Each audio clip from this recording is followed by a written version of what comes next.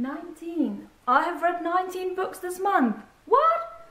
I didn't even know that. I wasn't aware of that. Okay. I don't know what happened. I obviously don't have a life besides from reading. Yes, one thing. I had 1 week vacation and I read about 1 book per day during that week. So that counts for 7 of the books, but the rest of them, I honestly don't know. Today I'm going to do my February wrap-up and my March to be read, and I have a feeling this is going to be a quite long video, so I will just get started immediately. The very first book that I read in February is Demore and the Timekeeper's Key by Samuel J. Vega. I actually did a review of this book, so I will put the link to that review down below. But for now, I can just tell you that I really love this book. This is a young adult fantasy story that combines Harry Potter and Percy Jackson into a new story, so I really love it. Then we have the 2 last books in the New Soul trilogy by Jodi Meadows. We have Asunder and Infinite, and Infinite was published in January, so this was a brand new book for me to read. I adore this series, and I know that a lot of you say that I talk about the series a lot, and I know I do, but that's because it's so good. I also did a video review of this complete series, so another link will be down below, but for now I can just tell you that these 2 books got 4 out of 5 stars from me. Then we have a series that I was very curious about, and I loved it. This was just perfect. And that is the Under the Never Sky trilogy by Veronica Rossi. We have Under the Never Sky, Through the Evernight, and Into the Still Blue. A lot of people have been talking about these books on BookTube, and I decided to eventually go and pick them up because they sounded interesting. I love dystopian books, and I'm so happy I did. This series is basically about 2 worlds, in which in one world you have all the technology, you have all the abilities, and you are able to transport yourself into other worlds through this kind of eye that you put over your eye. I don't know exactly how the technicalities work, but all in all that is one world. And in the other world you don't have these kind of things. You only live for yourself and by yourself, and you have to figure out how to survive. In the series we have Aria, who is the main character, and she lives in this fancy world, and she is suddenly being kicked out from this world into the brutal world in which you don't have all the fancy stuff. And that's when things start happening, and I'm not going to say too much else other than the Never Sky is this kind of sky that surrounds this world. That means that this sky is brutal. It can suddenly ruin everything in nature just by raining or just by thundering, and it's just a catastrophe whenever the sky strikes. So that's another fantastic element of this series that I really love. If you like dystopian worlds and fast-paced series and also with some romance in it, then pick this up. And one final thing I have to say is that this series made me feel something, and I love when books do that to me. Especially the last book. I just had all of these emotions inside me when I read it, and I just really love that. So definitely 5 out of 5 stars from me. I think I gave that to all of the books. Then I picked up About a Boy by Nick Hornby. This is a book that I had to read for work because I kind of wanted to read a book with my students, but I didn't know which book yet. But I decided to go for this one. So I read it, and I'm actually reading it again now with my students. So that is why there is still a bookmark in it. I enjoyed this book. It is really good. It is a very nice book about a boy. I think most of you perhaps know the story or the movie, but I have been told that the movie is quite different from the book. So if you have watched the movie but if you haven't read the book yet, I recommend that you pick it up if you like the movie, because they kind of resemble each other, but there are some differences. Basically a very enjoyable read. I gave it, I think, 3 or 4 stars. Then I picked up the Nevermore series by Creagh, and we have Nevermore and Enshadowed. I didn't know too much about this series before I picked it up, But now that I do, I can't believe I didn't pick it up a lot sooner, because this series basically deals with Edgar Allan Poe and his writing. And I love Edgar Allan Poe. He is just an amazing horror story writer, and I don't think this series ruined him for me at all. Actually, this series made me think a lot about Edgar Allan Poe and his writing and his stories, and especially the short story The Raven. I don't know, is it a short story or a poem? I'm not too sure about that, but this series deals with that poem slash short story. I just really think that it does so elegantly. It has some dark parts in it, and it has some romantic parts in it as well, and I just really enjoyed this series. I gave the first one 5 stars and the second one 4 stars, and that's because this one wasn't as fast paced as the first book, but all in all a really good series. I definitely recommend it if you like some dark and scary stories that just are amazing. I haven't read this one.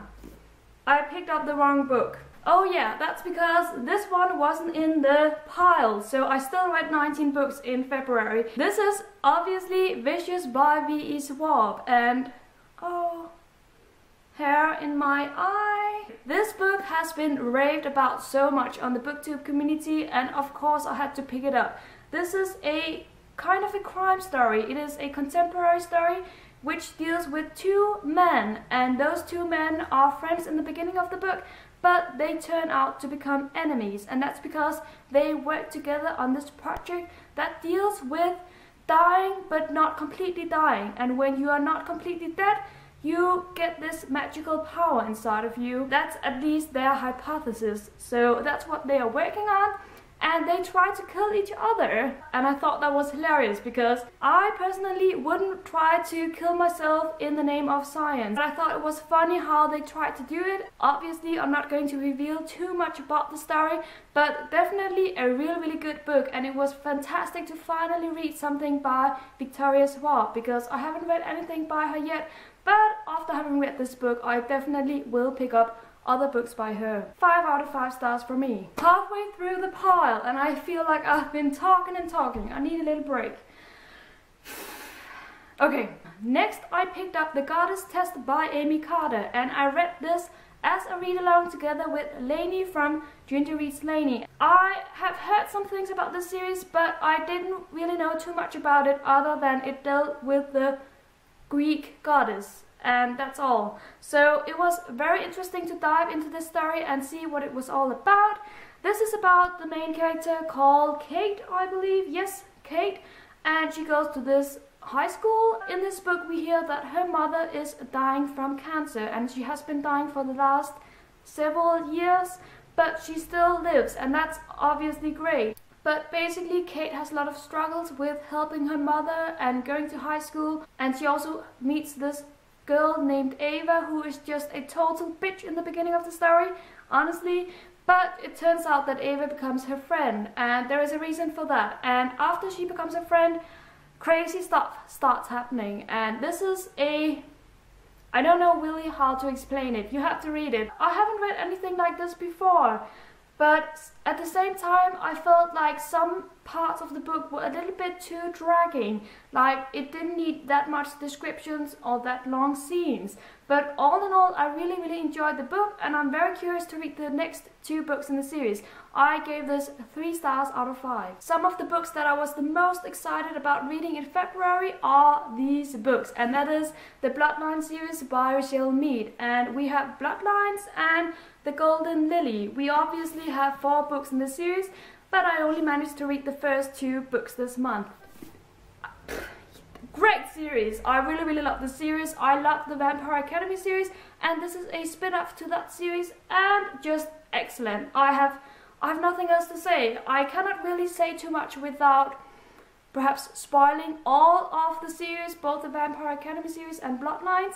But I will say that both books got 5 stars from me, because they are just really good. Then I started reading another series, and that is the Chronicles of Nick series by Sherrilyn Kenyon. And I have never read anything by Sherrilyn Kenyon before, so this was a new experience to me. I read Infinity and Invincible, and these are the 2 first books in the series. I enjoyed it. I was kind of I loved the first part of the first book. I was really in love with that. I felt like it was interesting, it has a fast pace, and I didn't really know what was going on, and I love that when you read, because that's what makes a book interesting.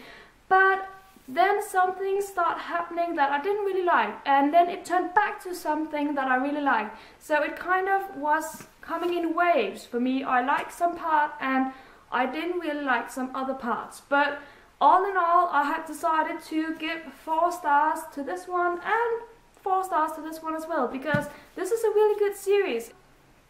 My eye is totally messing with me right now. If you can see anything on the video, if I am blinking a lot to you right now, that's because something is bothering me with my lenses. I don't know if that's the problem or what is going on, but that's why I'm blinking a lot to you. Anyway, the first book basically deals with Nick, who goes to school and then suddenly there are zombie attacks at school. So that means some people die because other people start eating them, and these zombies are living dead.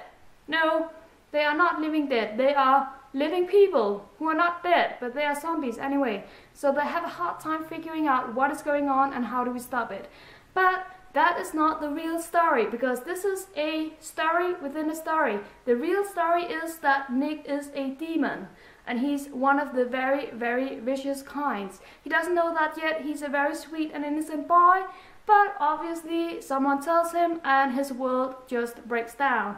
And that is basically what the complete series is about. Obviously I have only read the first 2 books, but I believe the last 2 books will also be about this demon thing. So very enjoyable books. And then I read The Duff by... I always want to say Hilary Swank when I pick up this book, because this kind of looks like Hilary Swank.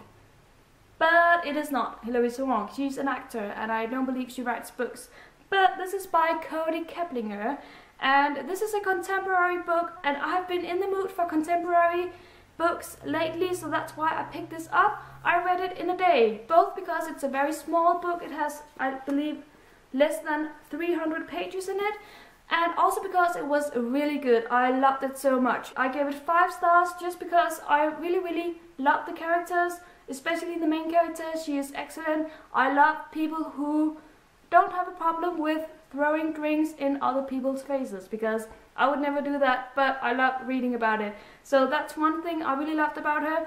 And just basically that she is an interesting character who has some feelings and some things inside her that comes out during this book. And the next 2 books are the final 2 books in the Hex Hall series by Richelle Hawkins. We have Demon Glass and Spellbound. I have to say the first book is a book that I read last month and I enjoyed it, but I didn't really love it because I felt like it was an okay story, but it wasn't like spectacular for me. But this series grows a lot better with the books, especially the last book is just amazing. I really love how the story has a lot of twist and it's just all very unexpected, and almost every chapter ends with a cliffhanger, and that's just excellent. So I gave all of the series 4 out of 5 stars because it's very enjoyable. It's about witches, and who doesn't like to read about witches? So 4 stars from me. And the last book is actually a book I haven't finished yet, but I have almost finished it, so I believe it counts. And that is The Name of the Wind by Patrick Rothfuss. The gigantic book of 600 pages that I have just been very curious about. It is fantasy, it has been raved a lot about, and people keep saying to me, you need to read this. So I picked it up. I have almost finished it. I have about 100 pages left. So yeah, this counts, I believe, because it is a lot of pages that I have read. This is so good. I didn't know a lot about this book when I started reading it. I knew it was fantasy, but that was it. But this is a retelling of a character's life, and a very interesting life, I have to say. It has some magical elements in it, it has some romance in it, it has some witty comments, and it has some interesting facts in it. I really enjoyed this series, and I will definitely get through the last 100 pages during March. And that's it. That's all the books that I read in February, and I still can't believe how I got through all of them. I don't feel like I have been reading a lot. I feel like I have been reading when I wanted to. So I'm so amazed that I managed to get through 19 books in February. Just to wrap up this video, I'm now going to share with you what I plan on reading in March. And I have kind of made a theme for March, and that is to wrap up series. That is to finish series that I have already started. So that means, obviously, first of all, I'm going to finish this book. I don't know if I will read the second book as well because they are quite big and I need a little break, but I will definitely finish this one. I also plan on finishing the Goddess Test series by Aimée, so that means reading the Goddess Inheritance and Goddess Interrupted. I also want to read the last book in the Full Moon series by Ellen Scriber, and this is Full Moon Kisses. I have already read the first 2 books, obviously, so this is the last and final one that I plan on reading. I also want to finish the Bloodline series by Richelle Mead, so that means reading the Indigo Spell and the Fiery Heart. Last but not least, I also want to finish the Chronicles of Nick series by Sherrilyn Kenyon, and that means reading Infamous and Inferno by Sherrilyn Kenyon. And that is it for my February wrap up and my March to be read. I hope you enjoyed my video. I will be back again soon with another one, and until then, happy reading everyone, and bye bye. Every time I read this title, I think of the ABBA song called What's the Name of the Game? Does it mean anything to you? Oh yeah, okay.